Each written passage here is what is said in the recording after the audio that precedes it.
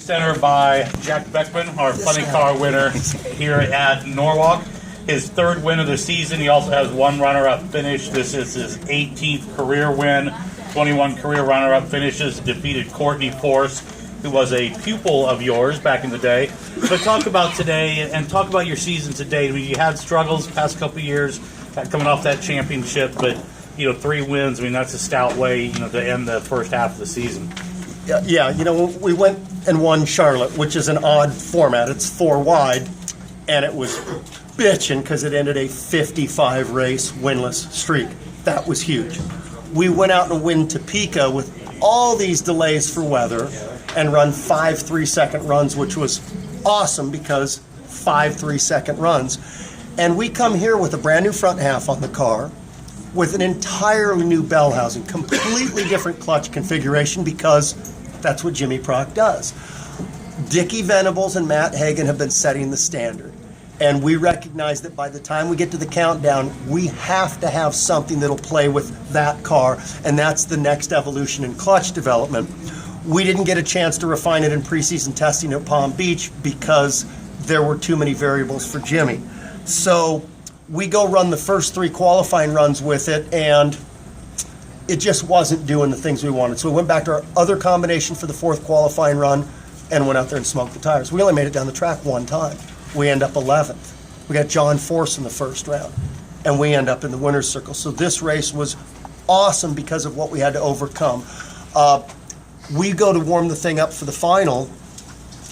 It cracked the injector in the shutdown area of the semifinals. So we threw a different supercharger and injector on it, started up, and all the cylinders, you couldn't get the temperatures evened out.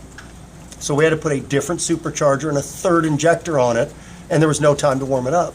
So we drugged the car up for the final round and actually beat Courtney's team up here after doing all that. We had to rely on a lot of the other DSR employees from the other funny car teams to come over and lend a hand, and it was just amazing. So for the fab shop back home for putting the front half on and giving us a car that's capable of winning out of the box, to the other teams for lending a hand, to the fact that we beat all the Force cars today, it's just another phenomenal win.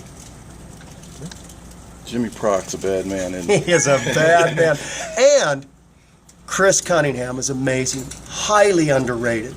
I wish everybody could spend an hour in the lounge and listen to them talk stuff. Like I tune out because they're just 20 steps above me intellectually. And John Medlin, you could write a book about that man. He's so valuable in so many ways. He can tune the car, he could build the car, he could fabricate and build most of the aluminum parts for the car. And then you stick those 3 together. And this team is just phenomenal. These guys, they don't complain, they dig in. I get that every team should do that. But I got to tell you guys, at Epping, I went out and hit the cones on what would have been the low ET of the weekend, #1 qualifier, and instead of qualifying first and getting a really good first round matchup, we qualified middle of the pack and lost first round to Hagan. And I felt like I was the one that caused that. And I apologized to the whole team on Sunday, and that's difficult to do.